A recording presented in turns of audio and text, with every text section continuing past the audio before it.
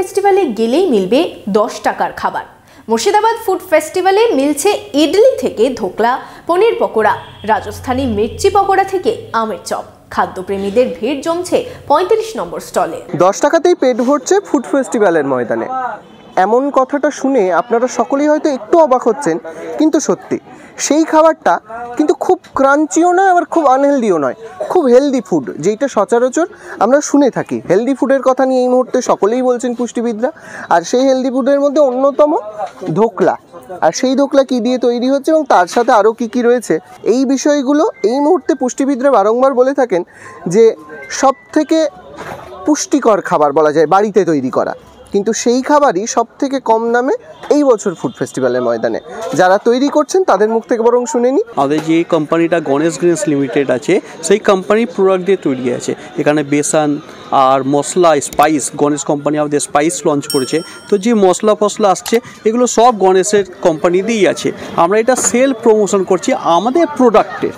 যে প্রোডাক্টটা হচ্ছে আমাদের পিছনে, এদিকে আপনারা দেখতে পারবেন, এদিকে আমাদের সব গণেশ কোম্পানির প্রোডাক্ট আছে, ওই প্রোডাক্ট দিয়ে আমরা এটা করছি। সেটা তো বুঝলাম, কিন্তু তার সাথে কি কি রয়েছে? আমি তো ইডলি বা ধোকলার কথা যেমন বললাম, তার সাথে আরও কি কি পাচ্ছে? কারণ মানুষজন জানতে চাইছে যে এই 10 টাকাতে সত্যি আদৌ পাওয়া যায়, এটা নিয়ে অনেকে আমাদেরকে প্রশ্ন করছে যে সত্যি তাই?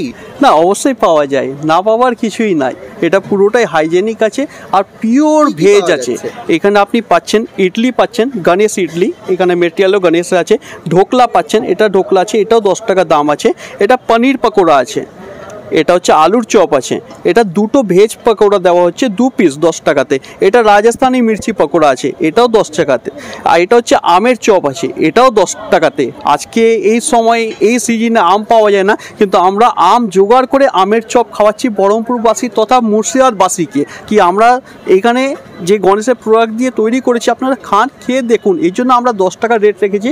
আপনি প্রাইস লিস্টটা এখানে দেখতে পারেন, রিজনেবল, একদম লো প্রাইস রেখেছি। এবং এখানে খুব পেট ভরে লোকেরা খাচ্ছে। এরকম হচ্ছে যে আজকে গেছে, সে পরের দিন আবার আসছে, বাড়ির লোককে নিয়ে আসছে, বন্ধু বান্ধবকে নিয়ে আসছে, নিয়ে এসে সেটা খাচ্ছে।